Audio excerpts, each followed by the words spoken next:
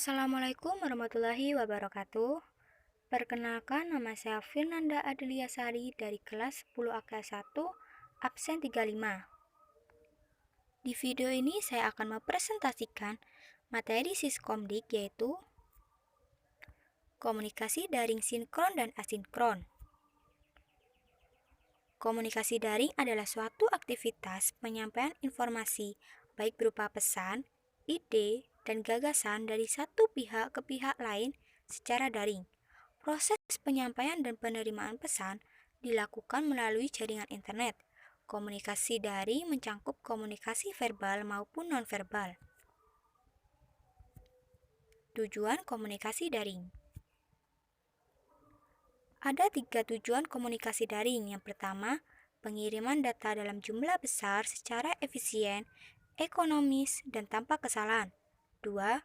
Dukungan jarak jauh sehingga memungkinkan pengguna mengendalikan komputer dan perangkat dari jarak jauh.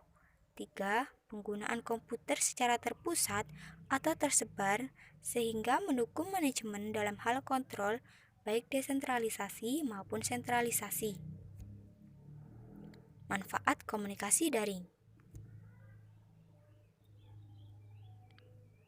Pusat informasi, motivasi, ekspresi diri, interaksi sosial, membentuk komunitas, meningkatkan kreativitas, kredibilitas, fleksibel, hemat waktu dan biaya. Kelebihan komunikasi daring.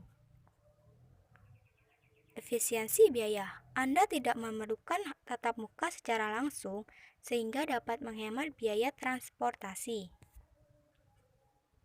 Efisiensi waktu. Komunikasi dapat dilakukan dengan cepat tanpa membuang waktu dengan melakukan perjalanan. Terintegrasi dengan layanan TIK lainnya. Anda dapat memanfaatkan layanan TIK lain untuk mendukung pelaksanaan dan kelengkapan dalam komunikasi daring. Meningkatkan intensitas komunikasi. Komunikasi dalam jaringan internet mendorong seseorang terbiasa diam di dunia nyata menjadi aktif berkomunikasi di dunia maya. Kekurangan komunikasi daring. Selain keunggulan, komunikasi daring juga mempunyai kekurangan, antara lain 1. Membutuhkan perangkat khusus. Dalam pelaksanaannya, komunikasi daring memerlukan software dan hardware. 2. Tidak memiliki emosi pengguna. Gerakan tubuh, raut muka, intonasi bicara merupakan hal yang relatif sulit untuk dipahami. 3. Banyak informasi yang tidak penting. Seringkali informasi yang didapat menjadi terlalu banyak dan membuat bingung penerimanya. 4. Menyita konsentrasi. Melakukan komunikasi daring tidak pada tempat dan waktu yang tepat dapat menunda atau mengabaikan hal yang lain, bahkan membahayakan orang lain maupun diri sendiri.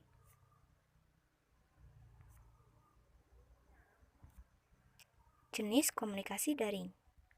Ada 2 jenis komunikasi daring. Yang pertama, komunikasi daring sinkron dan komunikasi daring asinkron.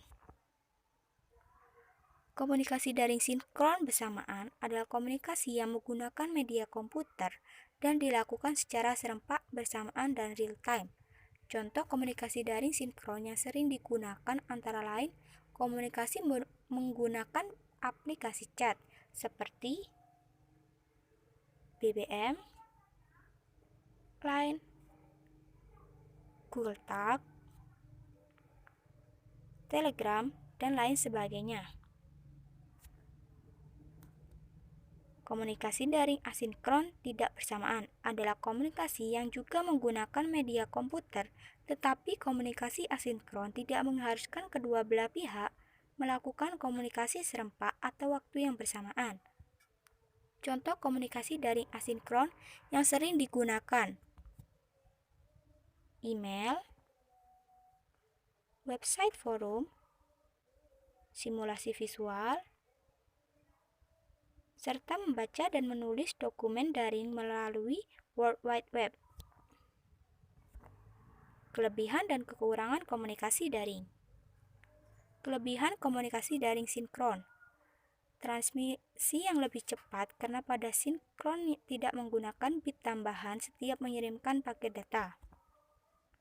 Kekurangan komunikasi daring sinkron. Kemungkinan terjadi error atau masalah yang lebih tinggi karena kerjanya membutuhkan sinyal clock yang cepat untuk menerima paket data secara serempak. Kelebihan dan kekurangan komunikasi daring asinkron. Kelebihan komunikasi daring asinkron. Perbedaan sinyal clock pengirim dan penerima tidak berpengaruh karena sinkronisasi dilakukan tiap pengiriman sehingga memungkinkan terjadi masalah lebih kecil. Kekurangan komunikasi daring asinkron. Transmisi rendah dan memerlukan sinkronisasi mulai awal dan akhir karakter data yang akan dikirim atau diterima. Sekian dari saya. Wassalamualaikum warahmatullahi wabarakatuh.